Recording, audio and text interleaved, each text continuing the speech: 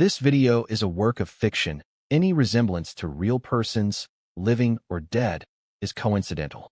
It was supposed to be a game like any other, a regular season clash between the Harbor City Titans and the Eastvale Serpents, two teams locked in a heated rivalry that stretched back over a decade. The arena buzzed with restless energy, neon lights flickering above a sea of fans dressed in black and gold, their chants echoing like thunder rolling in before a storm. The hardwood gleamed under the spotlights, polished to a mirror shine that reflected every ounce of tension simmering in the building. To the crowd, this was basketball at its finest. But to those who would later replay the footage in slow motion, frame by frame, it was the night that changed everything. From the very first whistle, something felt off. Passes were just a fraction too slow.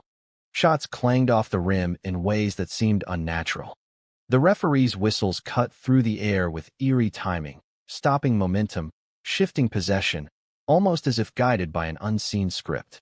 Fans leaned forward in their seats, murmuring, exchanging puzzled glances.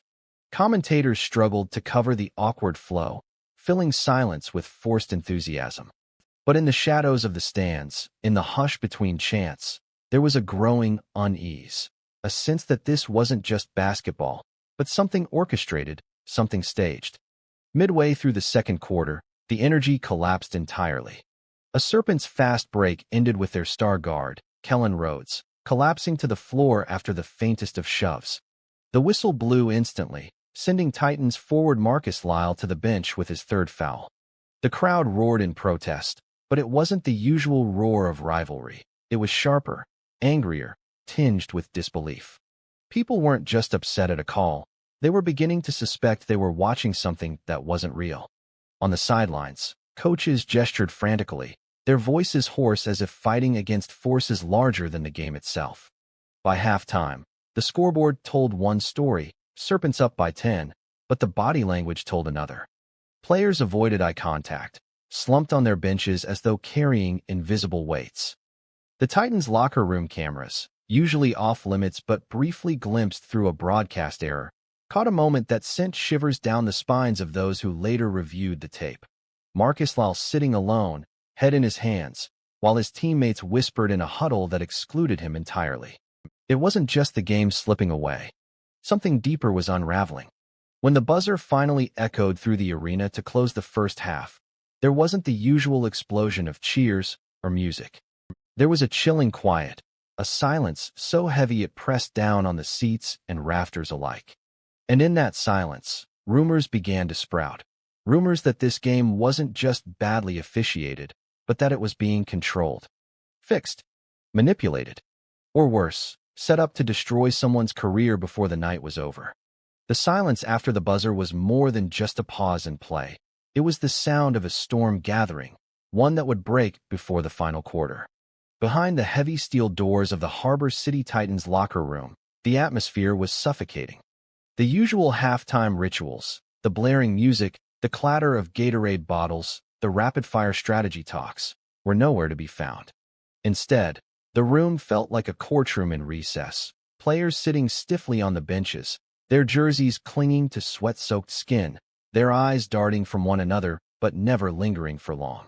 Coach Raymond Holt paced back and forth, muttering more to himself than to his players, as though searching for words that could bridge an unspoken gap. The air was heavy with whispers. Some players leaned in close, their voices low, their sentences cut short when others drew near. Others avoided speaking at all, their silence louder than any argument. Marcus Lyle, the forward already in foul trouble, sat in the corner with a towel draped over his shoulders. His teammates wouldn't look at him. He knew why. He had heard the rumors too, that someone in the Titans roster had been approached before the game, that offers had been made, that money had changed hands. And the way eyes shifted toward him, the way conversations died when he moved closer, told him what they thought. On the other side of the arena, the Eastvale Serpents locker room was no less tense. Their lead should have brought celebration, laughter, maybe even a sense of control. But instead, Kellen Rhodes sat with ice pressed to his shoulder, his expression unreadable. He hadn't been touched hard enough to warrant a fall, not really. Yet the whistle had blown the moment his body hit the hardwood, shifting the tide of the game in their favor.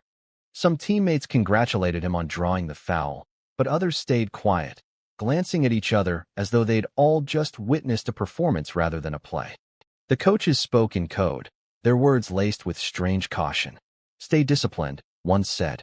"Stick to the plan," another added. But their tones lacked conviction. It was as if they weren't just coaching. They were reminding their players of an agreement, a pact that had been set long before tip-off. As halftime dragged on, a chilling scene unfolded in the Titans' room. A low-ranking staffer slipped in, carrying a manila envelope. He tried to hand it discreetly to one of the assistant coaches, but Marcus caught a glimpse of the corner of the envelope before it disappeared into a duffel bag. His stomach dropped. The envelope looked too familiar, too deliberate. He had seen men carrying similar ones outside a downtown bar weeks earlier. Men who didn't look like basketball fans, but rather like gamblers. The kind who smiled without warmth and shook hands with grips that felt like chains. The whispers grew louder, almost feverish, as the players prepared to return to the court. Who was pulling the strings? Who was benefiting from this strange dance of fouls, falls, and whistles? And more importantly, who was being set up to take the fall when the curtain dropped? By the time the horn sounded to call them back onto the floor, the players weren't just battling for a win. They were walking back into a theater, uncertain of their roles in a play they hadn't agreed to perform. The second half began with a strange rhythm, as if the game itself had shifted into another dimension. The roar of the crowd returned, but it no longer sounded like enthusiasm.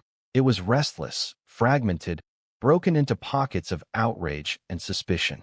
Every dribble seemed to echo longer than it should. Every whistle felt preordained.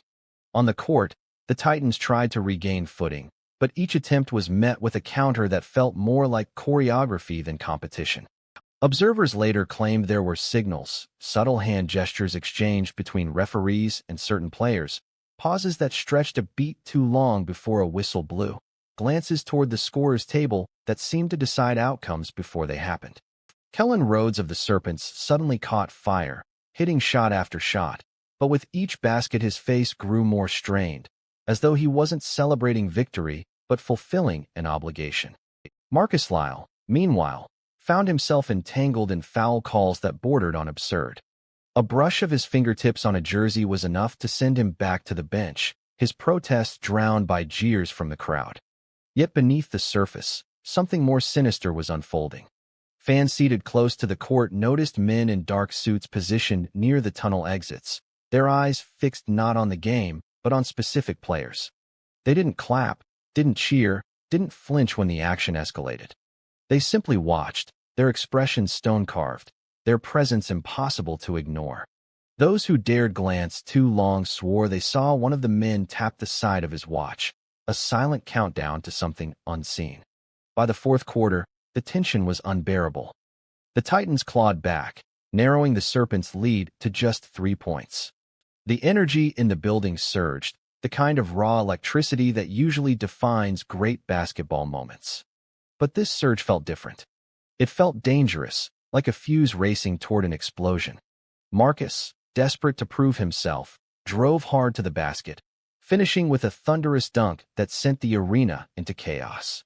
The noise rattled the rafters, shaking off the earlier silence. For the first time all night, the Titans looked alive. And then it happened. On the very next possession, as Marcus jogged back on defense, the whistle shrieked. Offensive foul. Not against him, but against Kellen Rhodes. The crowd erupted in confusion. Rhodes, their hero for 3 quarters, stood frozen, his face pale. He mouthed something, words that cameras couldn't catch, before lowering his head and jogging toward the bench. The Serpents coach didn't argue, didn't protest. He simply gestured for a substitution, as though he'd been expecting this moment all along. The game spiraled. In the final minutes, turnovers mounted, shots missed wildly, players collided with almost scripted precision. To anyone watching closely, it no longer resembled sport, but a stage play unraveling in real time. And in the center of it stood Marcus Lyle, bewildered, fighting not only against the Serpents, but against an invisible verdict closing in on him. When the final buzzer sounded, the scoreboard showed Serpents victorious by a single point. But victory was not what the crowd carried home that night. They carried questions, doubts, and the unmistakable sense that they had witnessed not a game, but a performance scripted by shadows, carried out with signals, and ending with an uneasy silence that promised the story was far from over. The morning after the game, the headlines blazed with contradictions. Some outlets called it the greatest battle of the season, a one-point thriller that would be remembered for decades. Others called it disgraceful, a stain on the Harbor City Titans, and a humiliation for the league itself. But beneath the polished photographs and bold headlines, rumors churned like a tide no one could stop. Fans flooded call-in shows, podcasts, and message boards, replaying clips that seemed to expose the unnatural rhythm of the game. The early whistles, the unconvincing fouls, the strange way Kellen Rhodes seemed almost relieved when taken out in the final minutes. Within days, whispers turned into accusations. Gamblers in downtown Eastvale were said to have collected massive payouts on oddly specific bets, point spreads that predicted the exact margin of victory. A grainy cell phone video surfaced of a man in a suit, one of the shadowy figures seen courtside, entering the Serpents' locker room tunnel minutes before the second half began. League officials scrambled to respond, holding press conferences that offered polished denials but no answers. The commissioner's face, usually confident and commanding, looked pale, as though he knew the storm was already too big to contain. For Marcus Lyle, the fallout was devastating. His name was plastered across tabloids, his photo frozen in moments of desperation on the court, mouth open mid-protest, eyes blazing with frustration. Was Lyle in on it? One headline asked. Another was blunter. The Titan who sold out? The implication was clear. If the game was fixed, Marcus was either the willing pawn or the scapegoat. Sponsors cut ties. Fans who once wore his jersey now burned it outside the Titans arena. At practice, he found himself isolated, teammates avoiding his gaze, coaches offering only the bare minimum of direction. Kellen Rhodes, meanwhile, vanished from the spotlight altogether. He skipped post-game interviews, missed practices, and was eventually listed as out indefinitely with a vague shoulder injury. The Serpents released no details, fueling speculation that he had been silenced, perhaps even threatened. One reporter claimed Rhodes had been seen boarding a late-night bus out of Eastvale with no entourage, no luggage, and a face that carried the weight of someone running from more than just a game.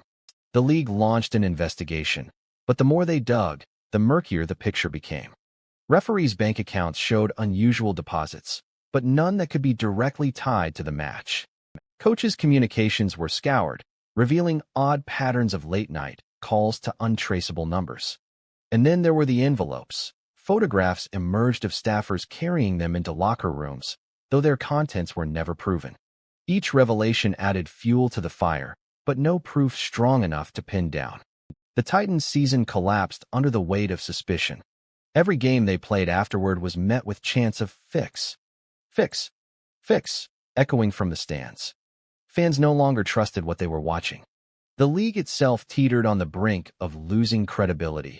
Every highlight clip now dissected not for athleticism, but for signs of deception. And through it all, Marcus Lyle maintained his innocence, his voice raw in interviews, pleading with the public to believe him. But the darker truth was that his words were no longer enough.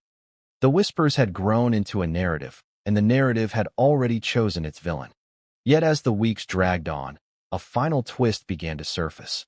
One that suggested Marcus might not have been the only target of this supposed frame-up, and that the game itself had merely been the opening act of a larger, more sinister play. Months passed, but the night of the Titans-Serpents clash refused to fade. It lingered in the collective memory like an unresolved chord, replayed endlessly in dimly lit bars, on late-night sports radio, and in the echo chambers of online forums. Fans demanded closure, an explanation, a truth that could settle the unease gnawing at them. But instead of answers, they found only more shadows. The league's official report concluded that no definitive evidence of game manipulation could be established. It was a carefully chosen phrase, one that sounded decisive but left the door wide open to speculation. Marcus Lyle tried to rebuild his life, but the stain of suspicion clung to him. No matter where he went, restaurants, practice gyms, even his own neighborhood, He could feel the eyes on him, could hear the muttered words. There goes the guy who sold out the game. Some nights, he dreamed of the buzzer, that final sound that should have brought closure but instead felt like a door slammed shut in his face. In interviews, his voice carried the weariness of a man living on trial without a jury. Then came the leak.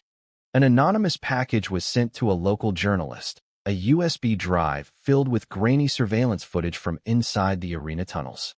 The timestamp placed it just minutes before tip-off. The video showed a man in a Serpents warm-up jacket, but his face obscured, shaking hands with one of the suited figures seen courtside. The exchange was brief, almost casual, but just before they parted, the suited man slipped something small, metallic, into the player's pocket. The footage ended there, abruptly, as if someone had cut it short. The journalist aired the clip, and overnight the narrative shifted. Suddenly, Marcus wasn't the lone villain. Suddenly, the Serpents, the referees, even the league itself were all back under suspicion. Who was the mystery player? Why had the footage been buried? And why, if the league had investigated so thoroughly, had this never surfaced before? But just as quickly as hope sparked for Marcus, it was extinguished. The league dismissed the footage as inconclusive, suggesting it could have been doctored. The journalist who released it reported receiving threatening phone calls. And then, just days later, the USB drive, and all copies of the file, vanished from the station archives. No one could explain how. In the end, the questions only multiplied. Was Marcus framed, or was he part of something bigger that spun out of control? Was Kellen Rhodes a victim or a conspirator? Who were the men in suits, and what role did the league play in protecting them? The answers dissolved into rumor, swallowed by silence. And so the night of the game remained what it had always been, an unanswered buzzer. A single point on a scoreboard that carried the weight of betrayal, suspicion, and a mystery that would never be fully solved. To this day, fans who were there swear they can still hear it, that sharp, echoing sound that should have closed a chapter, but instead opened a wound that basketball could never quite heal. It was more than a game. It was a performance, a trial, a warning. And though the players moved on, the league pressed forward, and the headlines shifted to newer scandals, the echo of that night still hangs in the air, heavy as smoke in a closed room. Because in the world of basketball's dark secrets, truth is rarely found in the light of day. It lingers in the shadows, hidden behind closed doors and whispered deals, waiting for the next night when the buzzer sounds, and leaves us all wondering what we just witnessed.